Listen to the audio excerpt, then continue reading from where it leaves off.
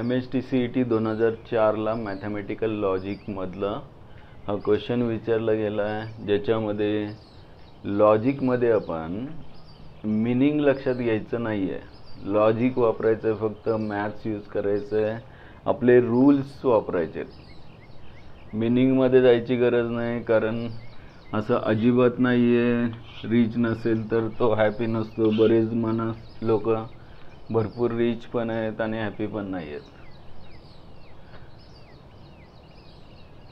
काय करूया, पहिल्यांदा पी जे स्टेटमेंट दिलेलं आहे आणि क्यू जे दिलेलं आहे, यांनी नॉट रिच आणि नॉट हॅपी जे दिलेलं आहे त्यासाठी आपण निगेशन पी काय येतं तो बघूया. निगेशन पी काय येणार, पी जर अ मॅन इज हॅपी असेल तर निगेशन पी येणार मॅन इज किंवा ही इज किंवा अ man is not happy.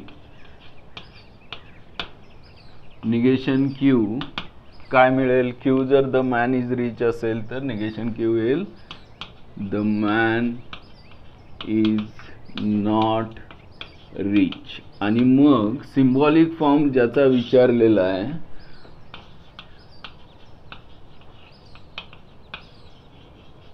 Symbolic form आपण क्वेश्चनला सुरुवात करतोय. ॲक्च्युली तुम्ही बोर्डचं एक्झाम्पल सॉल्व करत असाल तर पहिल्यांदा काय करणार, पी स्टेटमेंट लिहिणार, क्यू लिहिणार आणि निगेशन पी निगेशन क्यू हे लिहिणार. नंतर मग सिम्बॉलिक फॉर्म कशाचा पाहिजे आहे, if a man is not rich then he is not happy. If देनचं स्टेटमेंट आहे, म्हणजे आपले logical connective, conjunction, disjunction, implication, double implication मधलं, निगेशन मधलं कोणतं स्टेटमेंट आहे, इफ देन म्हणजे इम्प्लिकेशनचं, ज्यालाच आपण कंडिशनल पण म्हणतो. म्हणजेच मेन स्टेटमेंट आहे इम्प्लिकेशनचं, ज्याचा सिम्बॉल हा आहे, इफ देनसाठी हा वापरतो आपण. आणि मग पहिलं स्टेटमेंट काय आहे, a man is not rich.